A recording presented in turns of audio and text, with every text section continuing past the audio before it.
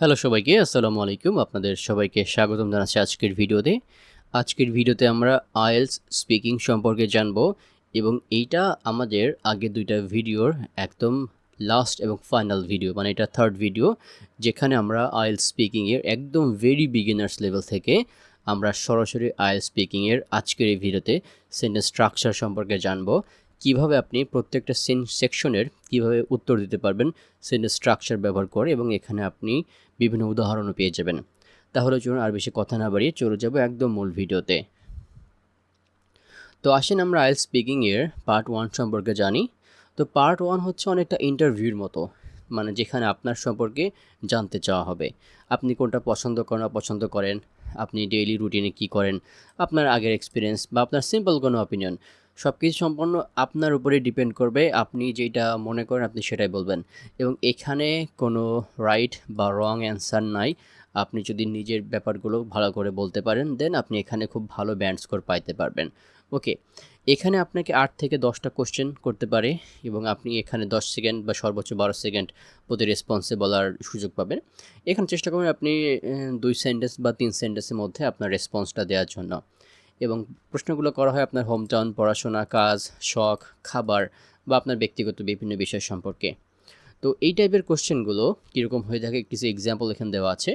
Do you work or study? দেখেন, এই যে একটা প্রশ্ন আছে যে আপনি কি কাজ করেন নাকি আপনি স্টাডি করেন। আপনি যদি বলেন যে I am a student, I do study, এটাই বলতে পারেন, অথবা বলতে আই স্টাডি। ওকে, খুব শর্টে বলা যায় কোশ্চেনের অ্যান্সারগুলো। তবে আপনি চাইলে সাথে একটা রিজন যোগ করতে পারেন, একটু শর্ট ডিটেল অ্যাড করতে পারবেন, এক্সট্রা ফিচার অ্যাড করতে পারবেন, তবে এটা খুব বেশি না। শর্ট কিছু এক্সাম্পল বা শর্ট কিছু ডিটেলস আপনি এখানে অ্যাড করতে পারবেন, তবে সেইটা অবশ্যই ডিরেক্ট অ্যান্সার ছাড়া যদি ডিটেল একটা কিছু অ্যাড করবেন, সেটার জন্য অবশ্যই ১ থেকে ২ সেন্টেন্সের মধ্যে হয়। মানে টোটাল আপনাকে হচ্ছে ডিরেক্ট অ্যান্সারের জন্য একটা সেন্টেন্স এবং বাকিটুকু বলার জন্য একটা বা ২টা সেন্টেন্স আপনি এখানে বলতে পারবেন। ধরুন যে কোশ্চেনটা দেখেন আপনারা, do you like your home town? আপনি যদি বলেন ইয়েস, ইয়েস দিয়েও শেষ করতে পারেন, অথবা yes I like my home town, এটাও দিয়েও শেষ করতে পারেন, অথবা আপনি আরও একটা বা ২টা সেন্টেন্স অ্যাড করতে পারেন যে কেন আপনি আপনার হোম টাউনটা লাইক করেন, বা হোম টাউনের কোন জিনিসটা আপনার ভালো লাগে, যেগুলো কিন্তু আপনার এই কোশ্চেনের সাথে রিলেভেন্ট। ঠিক আছে? তো এবার আমরা সরাসরি সেন্টেন্স স্ট্রাকচারে চলে যাব। তো এই স্ট্রাকচারটা হচ্ছে আপনি ডিরেক্ট অ্যান্সার দেবেন, সাথে একটা রিজন অ্যাড করবেন। মানে আপনাকে একটা জিনিস জিজ্ঞাসা করছে, আপনি তার উত্তরটা দিলেন, এবং সেই উত্তরটা আপনি কেন দিচ্ছেন, কেন আপনি এটা চুজ করছেন, ওইটা দিতে পারবেন। এবং এখানে কেন উত্তরটা দেওয়ার কারণে আমরা বিকজ ব্যবহার করছি। যাই হোক, তো এখানে আমি কাজটি করি কারণ, সে কারণটা আপনি এখানে বলবেন। তো সেন্টেন্স স্ট্রাকচারটা কি, আই প্লাস ভার্ভ, মানে আপনি যে কাজটা করেন সেইটা, বিকজ কারণ, পরে আপনি কারণটা বলবেন। আমরা উদাহরণ দেখি এখানে, I like reading because it helps me relax. আমি পড়তে পছন্দ করি কারণ এটা আমাকে আরাম দেয়। ওকে, তো আপনি এখানে বিকজ দিয়ে একটা রিজন অ্যাড করছেন বা একটা কারণ অ্যাড করে ফেলতে পারছেন একটা লাইনের মধ্যে। I prefer studying at night because it's quieter. এছাড়া আরও কিছু এখানে এক্সাম্পল দেওয়া আছে, আপনারা সেখান থেকে দেখে নিতে পারবেন। এগুলো কিন্তু আপনার প্রত্যেকটা কোশ্চেনে একটা অ্যান্সার। ধরুন যে এখানে হয়তো আপনার কোশ্চেন ছিল যে ডু ইউ লাইক রিডিং, তো সেই বলছে কি I like reading because it helps me relax. এই যে because it helps me relax, এইটা হচ্ছে আমাদের এক্সট্রা অংশ, তবে যেহেতু এটা একটা সেন্টেন্সের মধ্যে অ্যাড করছে, এটা খুব সিম্পল একটা সেন্টেন্স স্ট্রাকচার। এবার আসি অপিনিয়ন দেওয়ার ক্ষেত্রে। একদম সিম্পলি অপিনিয়ন দেওয়ার ক্ষেত্রে আমরা শুরু করতে পারি ইন মাই অপিনিয়ন, যেটা মানে হচ্ছে আমার মতে, তারপর আপনার যে মতটা বা আপনি যেটা মনে করেন বা আপনি যেই পক্ষে আছেন সেই পক্ষ এবং সেই ব্যাপারগুলো আপনি বলতে পারবেন। ওকে, তো আমরা এক্সাম্পল দেখি। ইন মাই অপিনিয়ন, আমার মতে learning English is very important, English শেখা খুবই গুরুত্বপূর্ণ। সুতরাং ইন মাই অপিনিয়ন বলে আপনি একটা স্টেটমেন্ট দেবেন, বা আপনি একটা বিবৃতি দেবেন, বা আপনি একটা বিষয় সম্পর্কে বলুন যেটা আপনার মনে করেন, আপনি যেটা পক্ষে আছেন। In my opinion social media has both advantages and disadvantages. আর একটা সেন্টেন্স স্ট্রাকচার দেখি স্পিকিং পার্ট 1 এর জন্য, যেটা হচ্ছে আমরা যখন হ্যাবিট সম্পর্কে বলবো, আমাদের অভ্যাস সম্পর্কে বলবো, সেটা আপনি বলতে পারেন I usually, I often, I sometimes plus verb, আপনার যে হ্যাবিটটা আপনি যেটা করেন সেটা। আমরা একটা উদাহরণ দেখি, I usually wake up early, আমি সাধারণত, এই যে ওয়েক আপ এটা হচ্ছে ভার্ভ এখানে, আমি সাধারণত সকালে তাড়াতাড়ি উঠি। I often spend time with my family, আমি প্রায়ই পরিবারের সাথে সময় কাটাই। I sometimes go out with friends, আমি মাঝে মাঝে বন্ধুদের সাথে যাই। তো আই ইউজুয়ালি বা অফেন বা সামটাইমস বলে আপনি যে কাজটা করেন সেই কাজটা বলতে পারেন, অথবা ওই কাজ সম্পর্কে আপনি এক্সট্রা কিছু ডিটেলস এখানে অ্যাড করতে পারেন, যেখানে দেখতেছেন প্রত্যেকটা এক্সাম্পলে কিন্তু আপনার এক্সট্রা কিছু ডিটেলস অ্যাড করছে। তো পার্ট ওয়ানের জন্য মেইনলি গ্রামারটা কীরকম হয়, এখানে আপনার পার্সোনাল স্টোরি বা পার্সোনাল অপিনিয়ন সম্পর্কে জিজ্ঞাসা করা হয়ে থাকে, যেগুলো ম্যাক্সিমাম টাইম হচ্ছে আপনার প্রেজেন্ট সিম্পল বা আমরা যেটাকে প্রেজেন্ট ইনডিফিনিট টেন্স বলি, এই সেন্টেন্সগুলো ব্যবহার করা হয়। এই টেন্সে আপনার মূলত সাবজেক্ট প্লাস ভার্ব, মানে ভার্বের যে বেস ফর্ম থাকে সেটা, এবং কিছু এক্সটেনশন থাকে, মানে এক্সট্রা ইনফরমেশন থাকে। এবং এখানে চেষ্টা করবেন যে ফুল সেন্টেন্সে বলার জন্য, একদম শর্টে না বলার জন্য। দেখেন, do you like reading books, একটা ব্যাড এক্সাম্পল হচ্ছে yes. Do you like, yes. একটা ভালো গুড এক্সাম্পল হচ্ছে yes I do, I enjoy it because it makes me happy. Okay, যেভাবে আপনি হচ্ছে এক্সটেন্ড করতে পারবেন অ্যান্সারগুলোকে। এবার আমরা স্পিকিং পার্ট 2 এর মধ্যে যাই, যেখানে হচ্ছে আপনাকে কিউ কার্ড দেবে, মানে একটা নির্দিষ্ট টপিক দেবে যেটা সম্পর্কে আপনাকে 2 মিনিট সময় দেবে কথা বলার জন্য, এবং কথা বলার আগে আপনাকে 1 মিনিট সময় দেবে প্রিপারেশনের জন্য। তো কিউ কার্ডটা মূলত কী হয়ে থাকে, এরকম ধরেন যে একটা কোশ্চেন থাকবে, যেখানে একটা টপিক এখানে আছে যে talk about someone who is professional in his or her job. এখানে কিন্তু বলে দেওয়া হয় না যে আপনি এই মানুষটা সম্পর্কে বলেন, আপনাকে একটা নির্দিষ্ট পরিমাণ বা নির্দিষ্ট আইডিয়া আপনাকে পিক করতে হবে, নির্দিষ্ট টপিক পিক করতে হবে। ধরুন যে এখানে বলছে যে talk about someone who is professional in his or her job. আপনি এমন কারো সম্পর্কে বলবেন যে তার কাজের ক্ষেত্রে প্রফেশনাল। ওকে, তো সেটা আপনার অফিসের কলিগ হতে পারে, অফিসের বাইরে কেউ হতে পারে, ম্যাটার করে না, আপনি যে কাউকে পিক করতে পারেন। তবে আপনি এগুলো খেয়াল রাখবেন যে সেই মানুষটা কে, হু ইজ দিস পারসন, সে কী করে, সে কি তার কাজটাকে লাইক করে কি না, এবং কেন আপনার মনে হয় যে তার কাজে সে হচ্ছে ভালো, গুড অ্যাট দ্য জব। তো কিউ কার্ড সাধারণত কোনো একটা ব্যক্তি সম্পর্কে হতে পারে, কোনো একটা জায়গা সম্পর্কে, কোনো একটা ঘটনা সম্পর্কে, কোনো একটা অভিজ্ঞতা, কোনো একটা জিনিস বা কোনো একটা কাজ সম্পর্কে হতে পারে। তবে বর্তমান যে কিউ কার্ডগুলো আমরা দেখি এখানে মূলত আরও খুব স্পেসিফিক করা, ধরেন যে কোনো একটা সফটওয়্যার যেটা আপনি রিসেন্টলি ইউজ করছেন, যেটা আপনাকে অনেক ভালো ফিল করাইছে, এরকম করে করে স্পেসিফিক জিনিস সেখানে আসতে পারে। তো কিউ কার্ড আপনাকে জিজ্ঞাসা করে যে আপনি কোনো নির্দিষ্ট টপিকের উপর বা নির্দিষ্ট বিষয়ের উপর আপনি অনেক ভালো করে ডিটেল বলতে পারতেছেন কিনা, বুঝিয়ে বলতে পারতেছেন, একদম ডেপথে চলে যাচ্ছে পাচ্ছেন কিনা, এগুলোর জন্য মূলত ওরা কিউ কার্ড দেখে। এবং আপনি যখন কোনো একটা বিষয় সম্পর্কে 2 মিনিট ধরে কথা বলুন, তখন আপনার কথাগুলোর মধ্যে যে অর্গানাইজেশন বা সে একটা কথার সাথে আরেকটা কথার যে মিল, এই জিনিসটা আছে কিনা, এটা হচ্ছে এরা দেখার চেষ্টা করে। যাই হোক, এখানে আমরা হচ্ছে কিউ কার্ডের কিছু সেন্টেন্স স্ট্রাকচার দেখব। কিউ কার্ডে ইন্ট্রোডাকশন রয়েছে, মানে শুরুতে আপনি আপনার টপিকটা বলার ক্ষেত্রে একটা ভালো স্ট্রাকচার, সেটা হচ্ছে I am going to talk about. ধরুন যে আমাদের আগের কিউ কার্ডে হচ্ছে কোনো একটা মানুষ সম্পর্কে বলা হয়েছিল যে হচ্ছে তার কাজের ক্ষেত্রে প্রফেশনাল। তো সেক্ষেত্রে I am going to talk about one of my colleague who is professional in his or her job. তো শুরু করতে পারেন আপনি I am going to talk about, আমি এই কথাটা সম্পর্কে বলতে চাচ্ছি, বা আমি এই টপিকটা সম্পর্কে বলতে চাচ্ছি। ওকে, উদাহরণস্বরূপ দেখেন এখানে কি বলছে, I'm going to talk about a memorable day in my life. Okay, I'm going to talk about a person who inspires me. এগুলো কিন্তু কিউ কার্ডের অংশ। প্রথমেই আপনি হচ্ছে আপনার কিউ কার্ডে আপনি কোন বিষয় সম্পর্কে বলতে চাচ্ছেন, মানে আপনার যে মেইন টপিকটা সেটা আপনি বলতে পারেন এই স্ট্রাকচারটা ফলো করে। এবার আসি টাইম রেফারেন্স আমরা কীভাবে ব্যবহার করতে পারি, বিশেষ করে কিউ কার্ডের ক্ষেত্রে। মানে কোনো একটা সময় কিছু একটা ঘটছিল, এই জিনিসটা আমরা কীভাবে বলতে পারি। ইট হ্যাপেন্ড ওয়েন, এটা ঘটেছিল যখন, মানে এটা একটা জিনিস ঘটছিল এবং সেটার সাথে আপনি অন্য কিছু রিলেট করতে চাচ্ছেন, অন্য কিছুর সাথে মিলাতে চাচ্ছেন যে ওই সময় এটা ঘটছিল। It happened when I was in college, এটা ঘটেছিল যখন আমি কলেজে পড়তাম। It was about 2 years ago, এটা প্রায় 2 বছর আগের ছিল। মানে আপনি আগের একটা সময়ের কথা বলতেছেন যখন একটা জিনিস ঘটছিল বা একটা জিনিস হচ্ছিল, এবং সেইটা আপনি সরাসরি টাইম না বলে, বা আপনি এত সালে হচ্ছে বা হচ্ছে এত বারে হচ্ছে, এটা না বলে কোনো নির্দিষ্ট একটা ইনসিডেন্টের সাথে আপনি রিলেট করতে চাচ্ছেন, সেক্ষেত্রে আপনি এইটা বলতে পারেন যে ইট হ্যাপেন্ড ওয়েন, তারপর আপনি আরও বিস্তারিত বলতে পারবেন। এবার আসি কোনো একটা ইভেন্ট যদি আমরা অনেক ভালো করে অর্গানাইজেশন করতে চাই, মানে কোনো একটা জিনিস ঘটছে, তবে ঘটার আগে একটা নির্দিষ্ট অবস্থা ছিল, তারপর যখন ঘটলো, ঘটার ফলে একটা ইফেক্ট হলো, একটা ফাইনালি কোনো কিছু একটা হলো, এই যে আপনি স্টেপ বাই স্টেপ কোনো একটা ঘটনাকে বর্ণনা করা, এক্ষেত্রেও কিছু স্ট্রাকচার রয়েছে। আপনি first, then after that, finally, বা ফার্স্টলি, সেকেন্ডলি, ইভেনচুয়ালি, ফাইনালি, এগুলো ব্যবহার করতে পারে।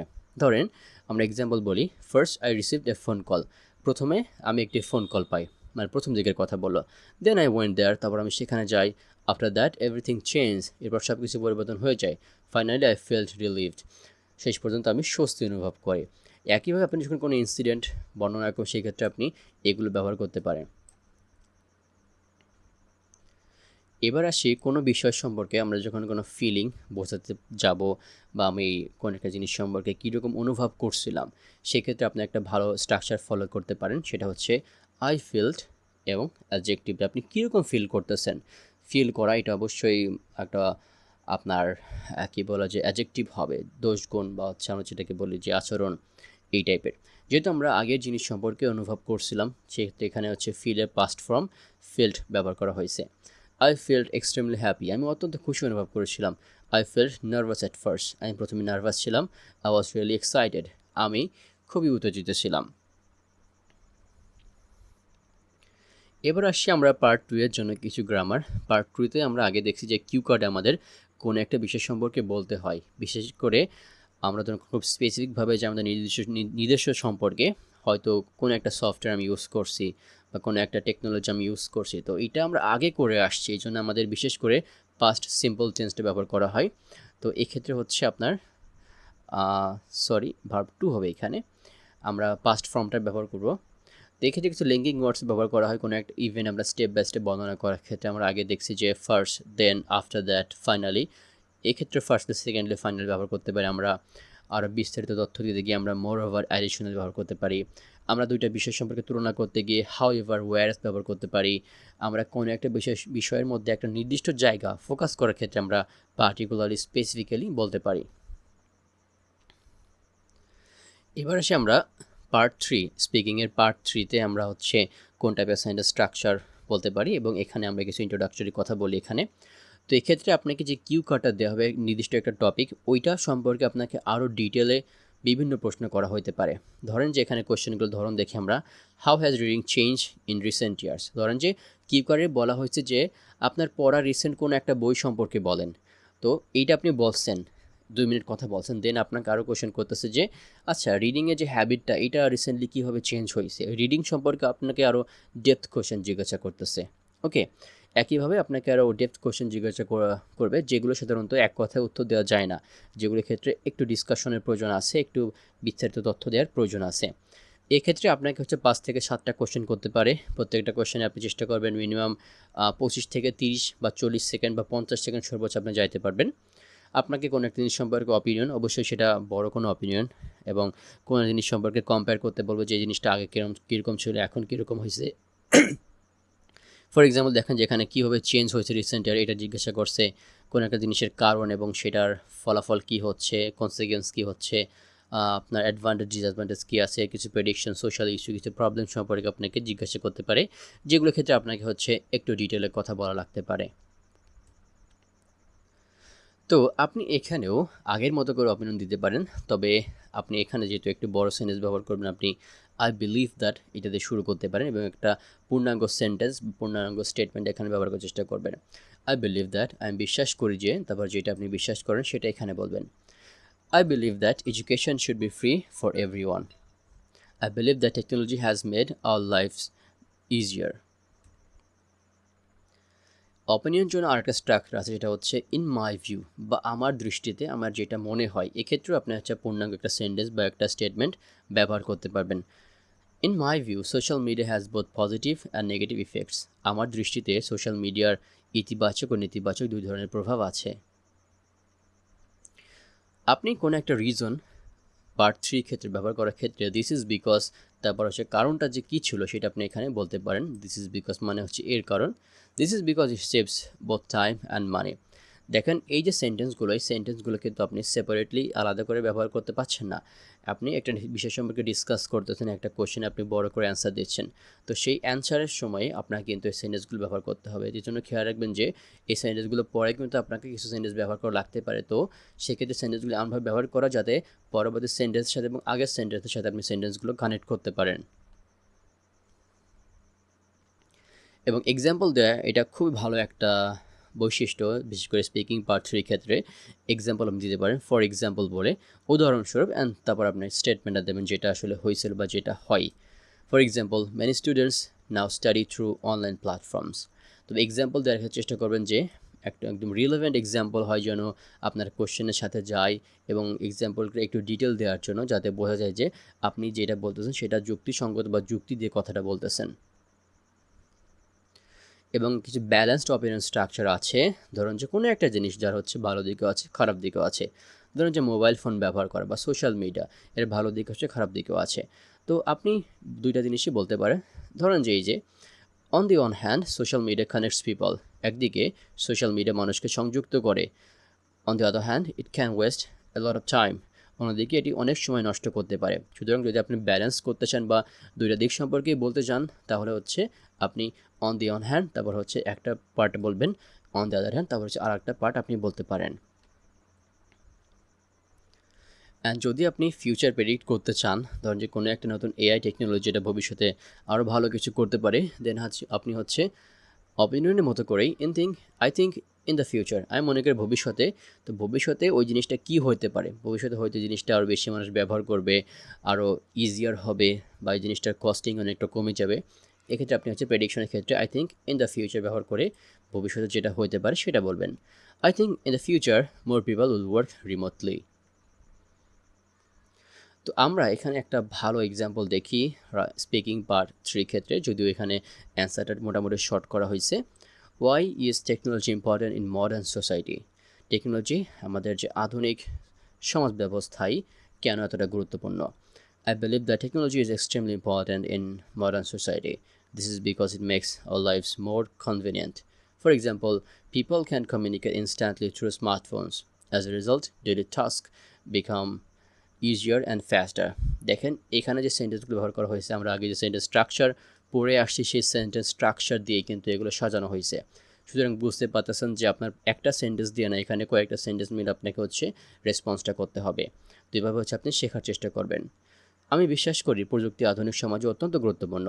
এর কারণ হলো এটি আমাদের জীবনকে আরও সুবিধাজনক করে তোলে। উদাহরণস্বরূপ মানুষ স্মার্টফোনের মাধ্যমে দ্রুত যোগাযোগ করতে পারে, ফলে দৈনন্দিন কাজ সহজ ও দ্রুত হয়ে যায়। এখানে কিছু ভোকাবুলারি দেওয়া আছে বা ওয়ার্ড মিনিং দেওয়া আছে যেগুলো আমরা জানি, কিন্তু জানার পরও এগুলো খুব ভালো কিছু ভোকাবুলারি বা হাই ব্যান্ড ভোকাবুলারি আমরা বলতে পারি। এছাড়াও কিছু ভালো ব্যান্ডের ভোকাবুলারি আছে। আপনারা যদি আমাদের আইএলটিএস ভোকাবুলারি এই ভিডিওটা দেখেন, ভোকাবুলারি কোর্সে, সেখানে আপনারা হচ্ছে কনটেক্সট বেস আরও ভোকাবুলারি এখান থেকে পেতে পারবেন এবং সেগুলো আপনারা আত্মস্থ করতে পারবেন। তো ভিউয়ার্স, এই ছিল আজকের ভিডিও। সম্পূর্ণ ভিডিও শেষ পর্যন্ত দেখার জন্য অসংখ্য ধন্যবাদ। সবাই ভালো সুস্থ থাকবেন, সবার জন্য অনেক অনেক শুভকামনা রইল। আসসালামু আলাইকুম।